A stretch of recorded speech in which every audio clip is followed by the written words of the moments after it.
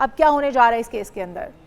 देखिए, अभी भी जो मकतूल के अहले खाना है मीर रजा के, वो अभी भी उनके तहफ़्फ़ुज़ात अपनी जगह हैं और वो इस बात पर बज़िद हैं कि जो मेडिकल बोर्ड जो है वो अदालती हुक्म पे बनाया गया था, जो है 8 रुकनी मेडिकल बोर्ड, जो डॉक्टर सुमैया जो कि पुलिस सर्जन कराची है उनकी सरबराही में, वही मेडिकल बोर्ड जो है वो काम करेगा। जबकि रातों रात जो है वो चीज़ सामने आई कि पुलिस सर्जन ने अपना जो है वो नोटिफिकेशन वापस नहीं लिया, उससे पहले ही जो है वो हैदराबाद के हेल्थ सर्विसेज डिपार्टमेंट ने जो है वो एक जो है वो नोटिफिकेशन जारी किया, जिसमें जो है वो 5 रुकनी मेडिकल बोर्ड जो है वो बनाया गया, जिसमें लियाकत यूनिवर्सिटी जामशोरों के जो फॉरेंसिक डिपार्टमेंट के प्रोफेसर समेत जो है वो दीगर अफराद को शामिल किया गया है। मां सिवाय police surgeon Karachi doctor Sumaiya के अलावा दीगर तमाम मेंबर जो है वो तब्दील कर दिए गए। इस पर शदीद तहफ़्फ़ुज़ात है, ना सिर्फ फैमिली के बल्कि फैमिली के जो वकील हैं जिब्रान नासिर, उन्होंने भी शदीद तहफ़्फ़ुज़ात का इज़हार किया है। उनका कहना था कि वो सुबह सवेरे भी अदालत गए थे, लेकिन मजिस्ट्रेट चूंकि जो है ये जो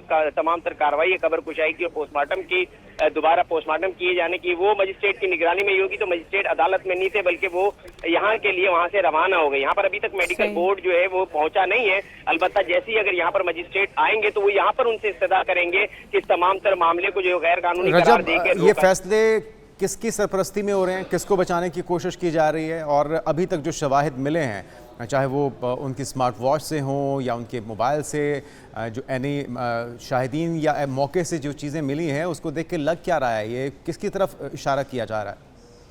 देखिए, पहले दिन से जिस तरह से इस केस में तफ्तीश जो है वो आगे बढ़ती गई, मजीद और पेचीदा होता चला गया। जैसे कि कल जैसी जो है वो अदालत ने मेडिकल बोर्ड बनाए जाने का हुक्म दिया, उसके बाद अचानक 8 रोज के बाद जो है गोली का एक खोल पुलिस को उस मकाम से मिलता है, जबकि खास तौर पर एविडेंस कलेक्शन के लिए एक अलग से यूनिट बनाया गया है, क्राइम सीन यूनिट। उसका काम ही एविडेंस कलेक्ट करना होता है जहाँ वो पर पहुंचकर।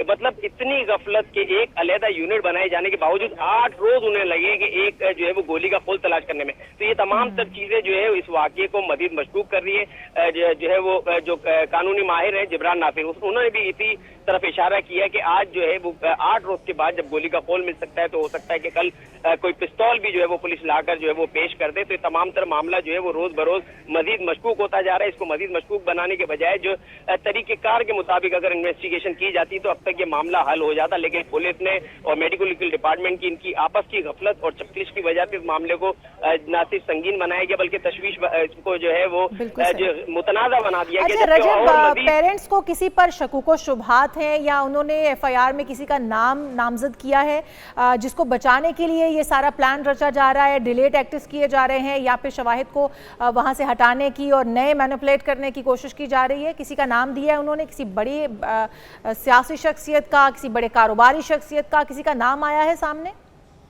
देखिए, इसकी जो एफआईआर दर्ज हुई है वो नामालूम मुल्जिमान के खिलाफ हुई। जब 27 जुलाई को जब मीर रजा लापता हुआ था तो 28 जुलाई को उनके घर वालों ने कंप्लेन की थी मुमकिना तौर पर अगवा की। तो 365 के तहत अगवा की दफा 365 के तहत ये एफआईआर हुई थी और लाश मिलने के बाद इसमें 302 का इजाफा किया गया था, यानी अगवा के बाद कत्ल का जो है वो शुबा जाहिर किया गया था। ताहम अब तक जो है वो ये बात ही जो है वो वाज़ेह नहीं हो सकी है कि वाकया कत्ल है या खुदकुशी। इस मामले को मजीद जो है वो मुतनाज़ा बनाया गया। फैमिली की जानिब से किसी को नामजद नहीं किया गया। उनका यही कहना था कि मीर रजा की किसी से कोई दुश्मनी नहीं थी। अलबत्ता अगर अंदरूनी तौर पर कोई मामला चल रहा हो जिससे वो लाइल्म हो, लेकिन ऐसा मुमकिन नहीं है। लेकिन वो इस बात पे भी बज़िद है कि उनका बेटा खुदकुशी नहीं कर सकता। इस मामले को जो है वो घुमाकर जो इस मामले को यानी फाइल को सख्तानी की नजर करने के लिए, फाइल को बंद करने के लिए जो है तमाम तर मामला किया जा रहा है। वाकये को खुदकुशी करार देके फाइल बंद की जाए, चूंकि पुलिस जो है वो तमाम तर शवाहिद जिस तरीके से शुरू से गफलत बरती गई कि वाकये के 2 रोज के बाद जो है वो। बहुत शुक्रिया रजब अली, आप हमें बता रहे थे ये 2 पहलू इसमें बज़ाहिर नजर आते हैं इस पैनल को तब्दील करने में। एक तो ये कि या तो अपनी गफलत को छुपाने की कोशिश की जा रही है, जो पहले नेग्लिजेंस बरती गई है, जो गफलत बरती गई है पोस्टमार्टम में, बाकी तमाम शवाहिद को इकट्ठा करने में, उन्हें महफूज रखने में, या फिर कोई ऐसी शख्सियत इस कत्ल में मुलव्वस है जिसे प्रोटेक्ट किया जा रहा है। जो भी असल हक़ाइक़ हैं, इंसाफ मिलना चाहिए जो इस जाने फानी से कूच कर गया, और जो लवाहिकीन हैं उनको भी अगर वो इस अज़ियत से गुजरते हैं कि उनके बच्चे की शायद दोबारा हो